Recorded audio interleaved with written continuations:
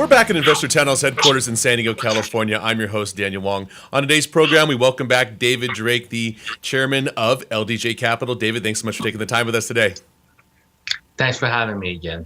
So, appreciate it. David, last time we had a great interview. We had a lot to talk about the crypto markets, and right now we'd like to jump back right into it. The crypto markets are still down. Why? Why are they still down? Fear and uncertainty. You got all these regulators, even on Davos, UBS went on news today and said, hey, we're not going to tell our guys or our clients to buy crypto. It's too volatile, too risky. And, they're flexing their muscles. They're nervous. They don't know what's going on. And to kind of empower themselves, they're going to go in the news and create uncertainty. And they should, on the other side, do the same thing because, look, the SEC in the U.S. is here to protect us. Their job from 33 and 34 and 40 Act is to say, I'm going to protect you as citizens who are making investments globally and not to be taken advantage of. And, well, that all comes back from the 1929 crash of people lying and taking advantage of people. So on one side, I appreciate them being there. On the flip side, regulators might be a little too impetuous in saying things that might just make people nervous, make them a little uncertain about the markets. And that's what's happening right now. I mean, Daniel, two weeks ago, we saw the markets in Asia just, collapse to 50%. I called Wednesday 50% off, half day off. So that's still holding.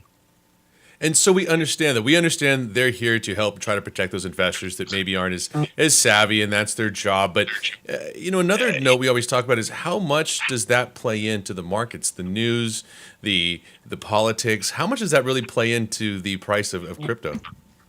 Oh, plenty right now, because everybody's paying attention to the media.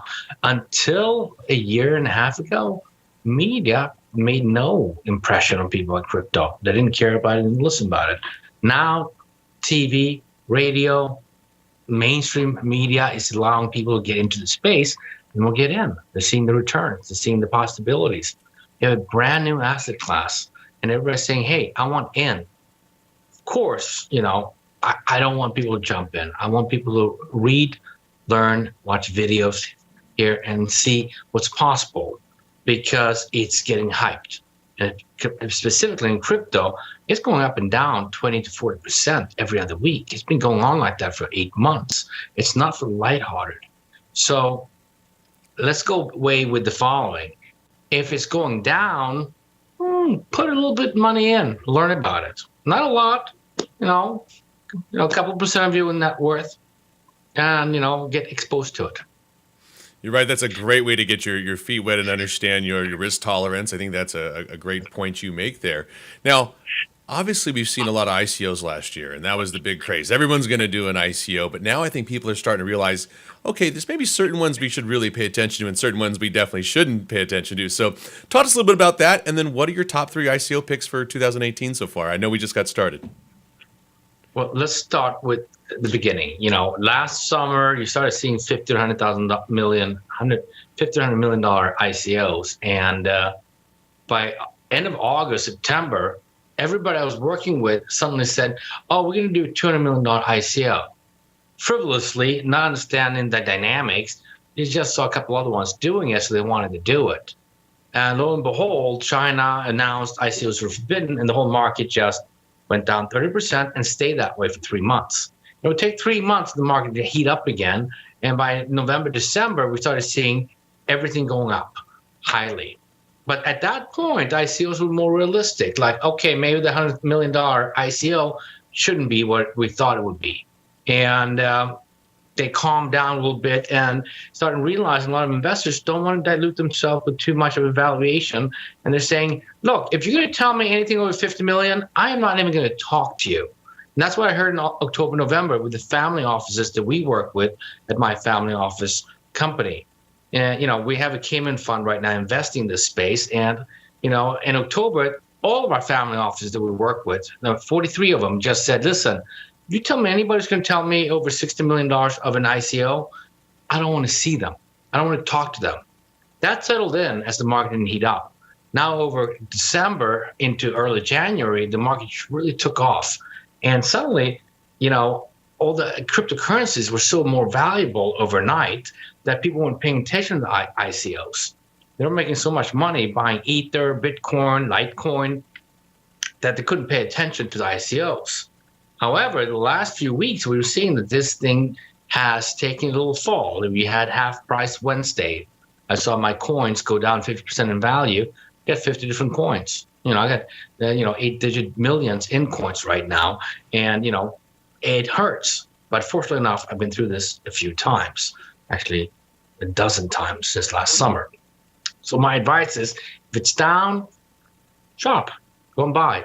If it's up, maybe just wait till it goes down again, because I've seen the consistency of it going down regularly.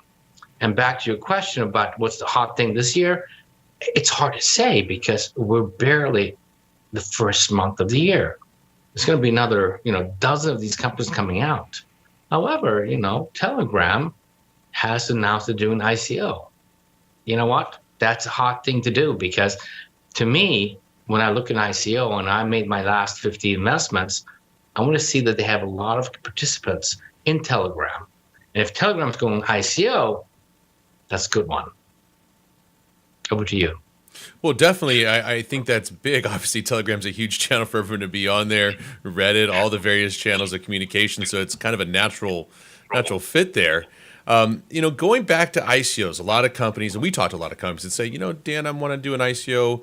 Can you kind of help guide us a little bit there? What should we do? What does it take from the white paper to getting listed on a major exchange? What type of expenses are expected? Because I think a lot of people just don't understand what it's going to take. And I think they need to have a good understanding before they decide to jump into this and start spending money and raising money and then realize, hey, there's a lot more that's going to go into this. Look, I've seen a lot of ICOs coming to us and asking us to help them with raising money. And a lot of them are really quick schemes. I think most of them are missing the big point.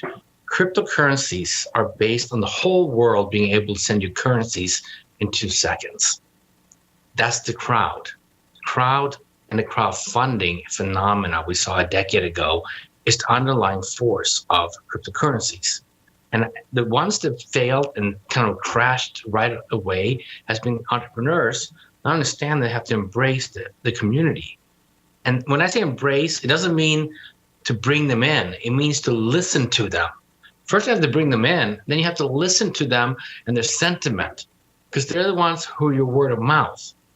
And I probably worked with 10 of them out of the last 100 who just did not get that at all. And of course, it failed right away. So I think that's an important thing, that it's a different economy. It's a different kind of attitude. It's a new generation, a generation who wants to collaborate and work together and do it in a community. And I think that's the number one thing you got to keep in mind. Now, as far as cost, we've seen the cost go up to $500,000, maybe a couple $100,000 in the early days, which in these dog years were last summer.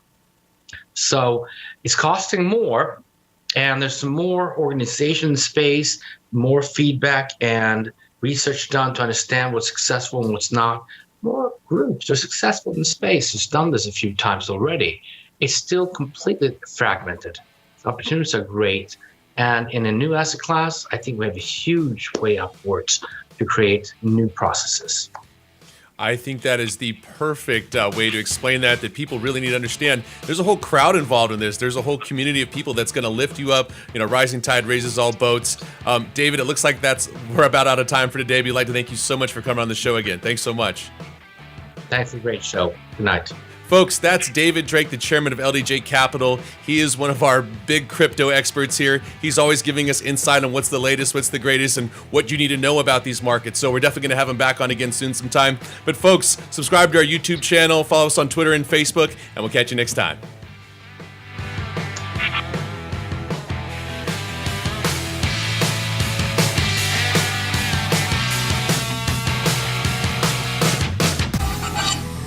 Stay tuned for the next interviews here on InvestorTownHall.com.